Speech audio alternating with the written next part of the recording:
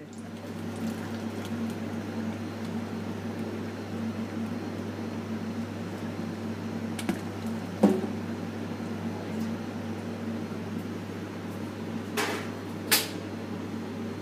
Massa kaadetaan jäätelökoneeseen, kansi laitetaan kiinni ja sitten valitaan täältä tämä jäätelöohjelma.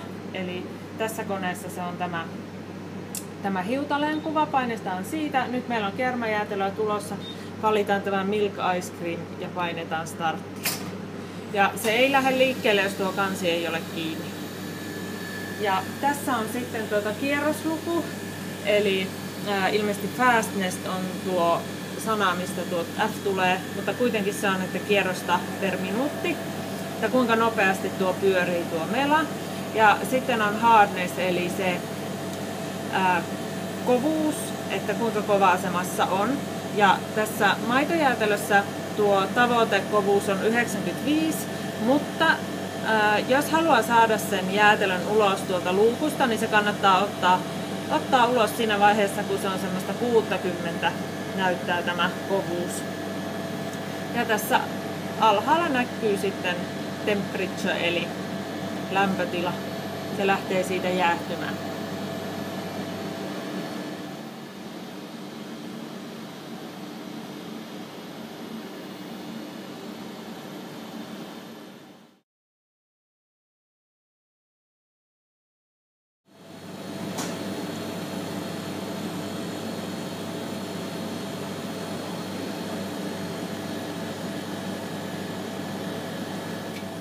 Eri massoista tulee vähän eri koostumukseltaan erilaisia, eli toiset massat kestää jäädyttää kovemmiksi kuin toiset. Ja esimerkiksi tämä puolukka alkaa tässä 60 olla jo aika jähmeää, kuten näkyy.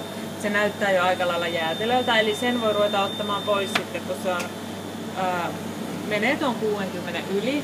Kun sitten taas joku hyvin sokerinen ja siirappinen jäätelö, niin se kestää mennä tuonne 70 se kovuus, jonka jälkeen se kannattaa ottaa ulos.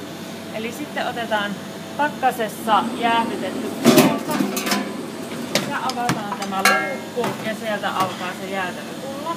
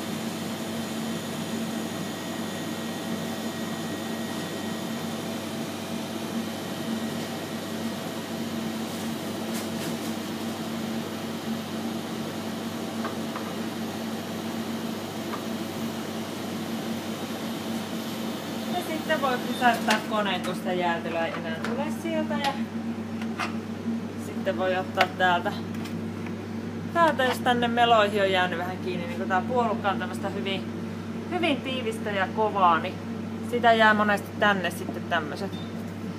Nää voi sitten ottaa ihan kauhalla pois.